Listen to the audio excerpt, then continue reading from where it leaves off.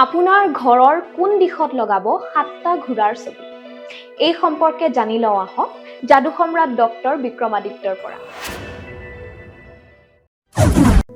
7টা ঘোঁৰাৰ ছবি আপোনালোকে বিভিন্ন সময়ত বিভিন্ন ঠাইত নিশ্চয় দেখিছে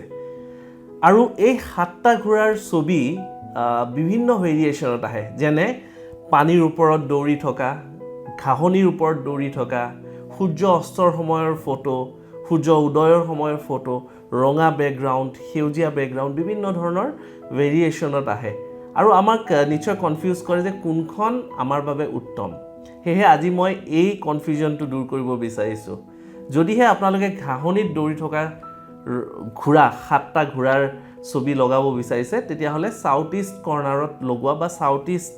যিটো ডাইৰেকশ্যন সেই ডাইৰেকশ্যনত লগোৱাটো অতি উত্তম হ'ব যদিহে পানীত দৌৰি থকা ঘোঁৰা আপোনালোকে ঘৰত লগাব বিচাৰিছে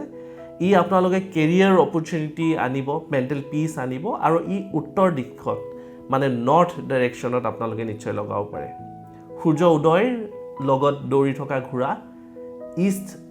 ডাইৰেকশ্যনত পূবে লগাব লাগে আৰু লগতে আপোনালোকে যদি ৰঙা বেকগ্ৰাউণ্ডত ধূলি উৰুৱাই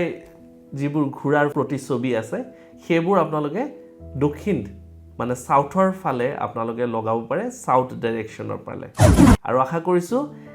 এই সমূহ ডাইৰেকশ্যনত আপোনালোকে যেতিয়া ঘোঁৰাৰ ছবি লগাব আপোনালোকে নিশ্চয় এটা ভাল সুফল পাব